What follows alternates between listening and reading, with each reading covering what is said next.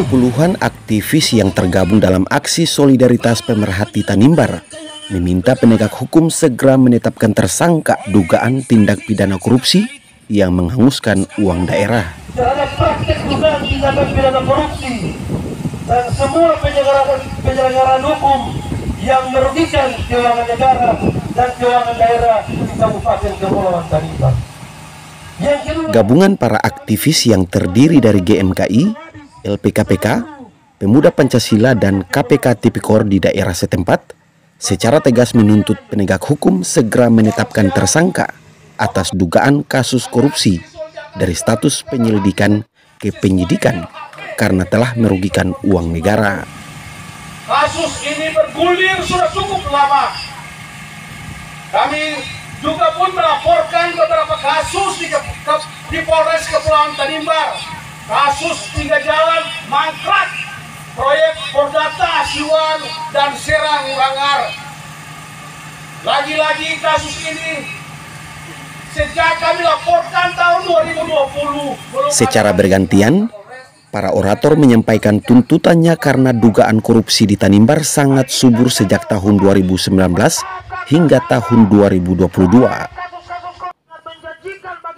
Para demonstran menilai kalau imbas dari praktek dugaan korupsi tersebut telah melahirkan defisit keuangan daerah hingga ratusan miliar rupiah dan secara langsung telah menjerumuskan masyarakat pada angka tertinggi jumlah penduduk miskin di Maluku. Sebesar 9,3 miliar yang mencatut dugaan korupsi yang disampaikan para demonstran seperti SPPD fiktif BPKAD senilai 9 miliar, sama hal pula terdapat SPPD fiktif pada Sekretariat Daerah Kepulauan Tanimbar senilai 5 miliar, dan juga terdapat dugaan korupsi aliran dana sisa DAK tahun 2021 sebesar 45 miliar. Selain itu, dugaan penyalahgunaan dana penyertaan modal daerah 1 miliar kepada 3 BUMD di Tanimbar, dan juga terdapat penggunaan dana belanja tak terduga saat penanggulangan pandemi COVID-19 senilai 7,2 miliar. sekali lagi menegaskan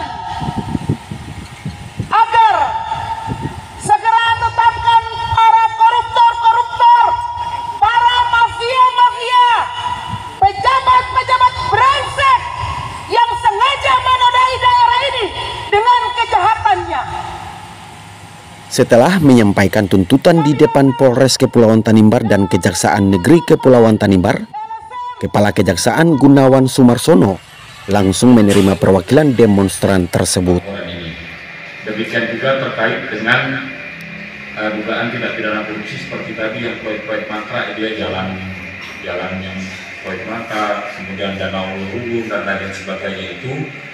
Dari pihak kami, dari Kejaksaan Negeri Kabupaten Kepulauan Tanimbar maupun dari Kejaksaan Tinggi tidak melakukan pemeriksaan terhadap perkara itu karena sudah dilakukan pemeriksaan oleh instansi lain.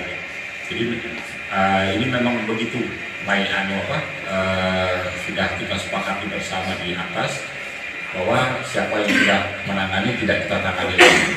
Ya, hal ini pertama untuk menjamin adanya kepastian hukum dan juga untuk tidak menimbulkan tumpang tindih pelaksanaan pemeriksaan.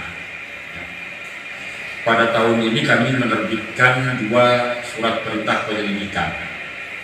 Surat perintah penyelidikan yang pertama itu terkait dengan dugaan tindak pidana korupsi penggunaan biaya perjalanan dinas BPKAD.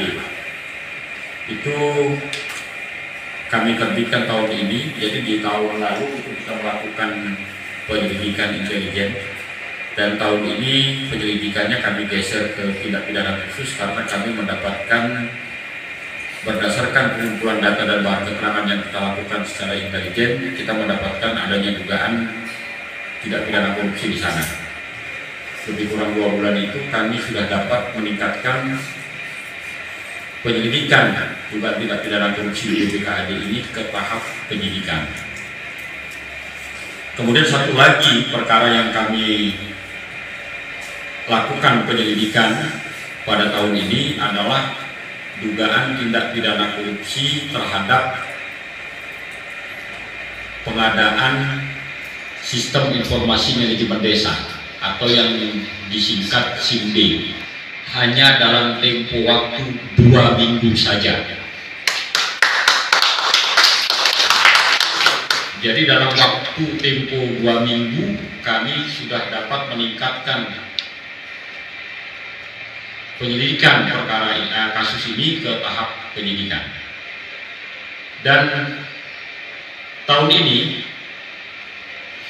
terhadap dugaan tindak pidana korupsi penyalahgunaan biaya perjalanan dinas di bagian umum yang tahun kemarin kami lakukan penyidikan umum, pada tahun ini kami lakukan penetapan tersangka sebanyak 2 orang.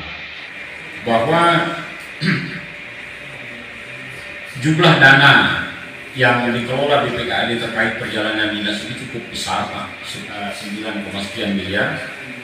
Dan setelah kami lakukan pemeriksaan terhadap dokumen-dokumen pertanggungjawabannya, kita menemukan adanya 179 dokumen perjalanan dinas luar daerah dan 1.987 berkas pertanggungjawaban perjalanan dinas dalam daerah yang harus kita periksa satu-satu, kemudian kita telusuri satu-satu untuk kemudian dapat menentukan jumlah kerugian keuangan negara atau keuangan daerah yang terjadi dalam perkara ini. Pasca berdemo, koordinator aksi berjanji akan mempersuruh tuntutan yang telah dilayangkan secara khusus kepada Kajari Kepulauan Tanimbar. Ini walaupun tidak disikapi secara baik dan menjadi berbulan-bulan, maka ya kami sebagai civil society, sebagai organisasi yang punya fungsi kontrol, kami akan tetap melaksanakan pressure terhadap kasus-kasus yang ada di Kabupaten Kepulauan Tanimbar.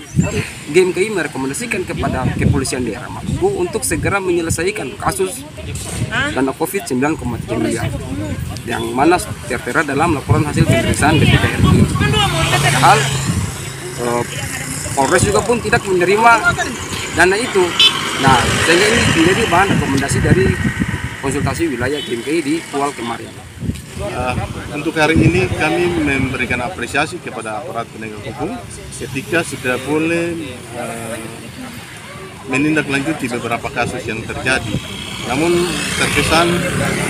terkesan kasus-kasus yang sudah diungkap ini adalah kasus-kasus yang jumlahnya cuma kecil, namun sesungguhnya masih ada kasus-kasus besar yang butuh keseriusan, butuh penanganan serius dari aparat penegak hukum lagi. Karena terkesan kasus-kasus yang besar ini masih diabaikan, padahal sesungguhnya negara ini dirugikan dengan kasus-kasus yang besar seperti itu. Nah, kita minta supaya lewat aksi ini aparat penegak hukum lebih proaktif lagi melihat semuanya. Dari Somlaki Kepulauan Tanimbar, Andre Luturmas melaporkan.